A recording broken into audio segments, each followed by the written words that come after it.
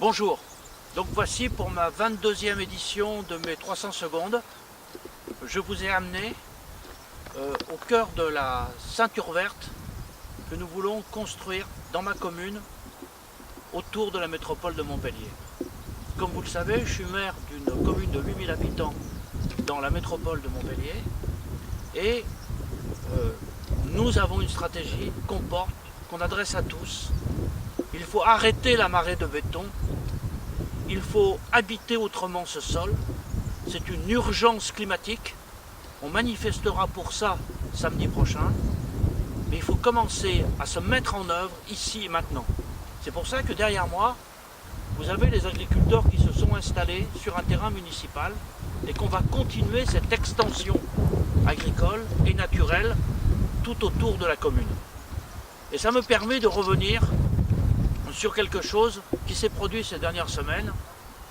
Le président de la métropole, M. Philippe Sorel, a déclenché une polémique parce que 12 maires sur les 31 de la commune, de la métropole, excusez-moi, n'ont pas voté son budget. 9 ont même voté contre, dont moi. Et il paraîtrait que ce serait une horreur absolue que de voter contre son budget. Laissons tomber cette polémique. Je n'ai pas voté contre ce budget par une opposition personnelle à quiconque.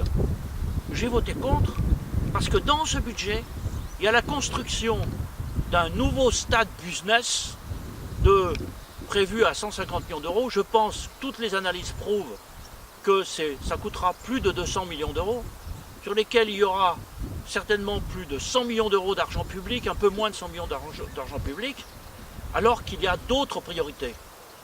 Alors on me dit, oui mais vous êtes contre le sport. Non mais pas du tout. Et c'est pas à moi qu'il faut dire ça, alors que j'ai créé un stade de foot supplémentaire à celui qui existait sur ma commune, qu'avec mon équipe on a rénové la totalité des terrains de sport et qu'il y a une vitalité sportive extraordinaire chez nous. Mais c'est le sport populaire, le sport que les gens font directement, où ils amènent leurs gosses, etc. Cet humus qui fait la puissance sportive d'une nation, la façon dont elle s'implante dans la population. Et là, ce qu'on nous propose, c'est de supprimer le stade qui existe à la Mosson pour en faire autre chose, qui d'ailleurs est dans une zone inondable, donc il faudra de toute manière faire des travaux pour le protéger, et de faire un nouveau stade qui aura 30 000 places, c'est-à-dire à peine 2 ou 4 000 plus que celui qui existe déjà dans le quartier populaire de la Paillade, qui lui a un enracinement populaire profond, qui fait partie de l'histoire du peuple de cette métropole. Et tous les passionnés de foot dont je suis, on a pris l'habitude d'aller à la Paillade. Et là on va faire, entre 2 autoroutes et une ligne à grande vitesse, un stade au milieu d'un quartier qui va bétonner encore plus. Pourquoi je suis contre ça? Parce que c'est l'ancien modèle, le modèle où le béton s'avance jusqu'à la mer et où à la fin on ne pourra plus respirer, on va être victime des inondations. Non, il faut arrêter l'extension urbaine.